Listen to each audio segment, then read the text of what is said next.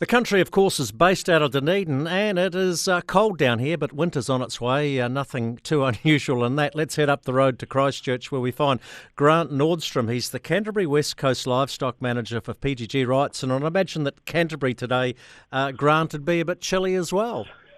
Well, it's rained all night and it's rained all morning. It's just eased a bit now, but we're just heading out to a clearing sale at Southbridge and just had a call to bring the wet weather paper and the pencil. So it's obviously going to be an on and off day out there. The calf selling season, we were talking to one of our regular correspondents last week in the North Island. He was saying how well the sales had gone for him. Is it the same as that in the South Island?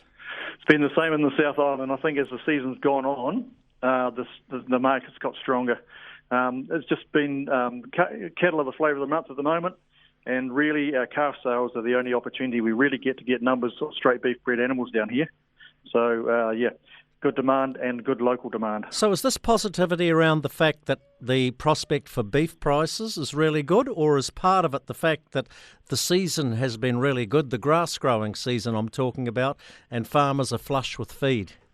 I think it's a bit of both. I think there's definitely confidence in the beef market, but also we're seeing unprecedented grass growth in the South Island. The last two seasons have been unbelievable down here. We're normally sellers, especially in North Canterbury by now, but it's the opposite this year.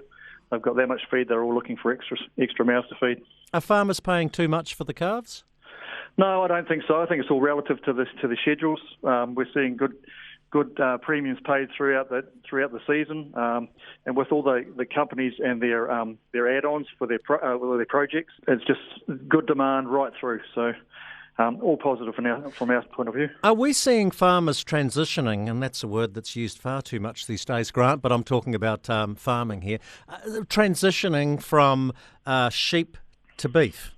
Are you seeing that? In some places, I think with wool prices where they are. The return for running a ewe in some cases on that very, very productive land is becoming prohibitive in some cases, and they're turning now to winter finishing of lambs and also finishing cattle. Yeah. Hey, the bull sales are coming up in June. Angus still seems to be very much the flavour of the month. Yes, it does, and it's reflected through our calf sales too. You go there and the calf sales are pretty dominantly black.